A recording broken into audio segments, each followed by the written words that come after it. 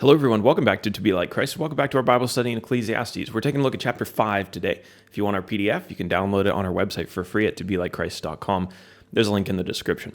So our first page is our short summaries of all the chapters that we've covered so far. So let's very, very briefly go over those. In chapter 1, Solomon declares that all of life is vanity. He puts forth this proposition, and now he goes on through the next couple chapters to prove it based on his observations and his tests.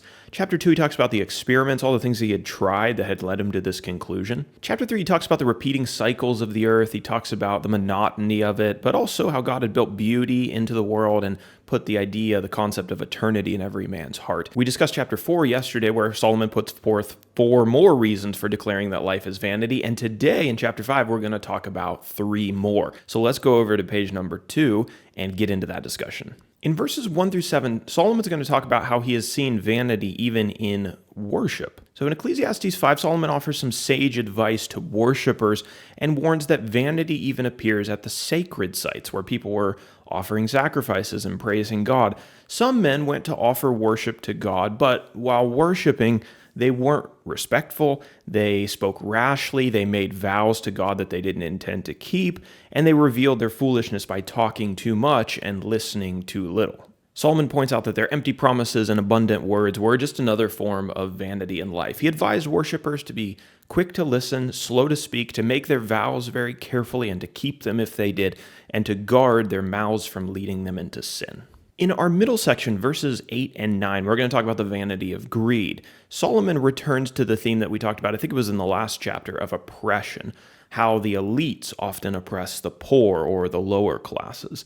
And the tiered bureaucracy, all the levels of the elites, all participate in this corruption. Now, the irony and where the vanity comes in is that the elites actually rely on the fields that the poor and the lower classes cultivate for tax money and for their income. So the more that they oppress the poor, the more they actually are threatening their own pocketbooks. So you see the foolishness in that, vanity in their greed indeed. Solomon's going to finish up this chapter in section number 3, verses 10 through 20, the vanity of wealth.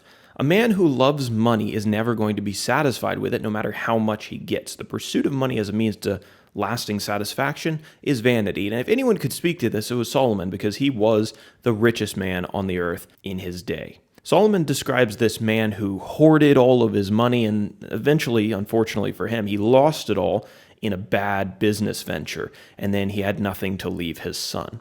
So you can lose all of your money in a bad, business decision, but even if you're successful in business, Solomon reminds us that the grave is eventually going to take everything from you anyway. We came into the world with no possessions, and we will leave the world without any possessions. All of our things are going to be given away to other people. Solomon's discussed that previously in the book. So what are we to do? Solomon encourages people just to work hard, to try to find joy in their everyday work, to be content with the things that God has given them, and to enjoy those blessings, because contentment is superior to lusting after wealth. So for application today, let me ask you a question, returning to that first section we talked about, that first vanity, the vanity of worship. You think vanity in worship is ever a problem today? A lot of us are in the routine of going to worship on Sunday morning. We are in the routine of singing and praying and taking the Lord's Supper, etc. Do we ever do these things without thinking about what we're doing? Do we ever go through the motions when our mind is somewhere, completely somewhere else? Sing without thinking about the words, pray the same prayers repeatedly if it's us praying, just kind of regurgitating common tropes, or maybe not even paying attention to a person praying if somebody else is praying. Do we take the Lord's Supper while thinking about everything except the sacrifice of Jesus?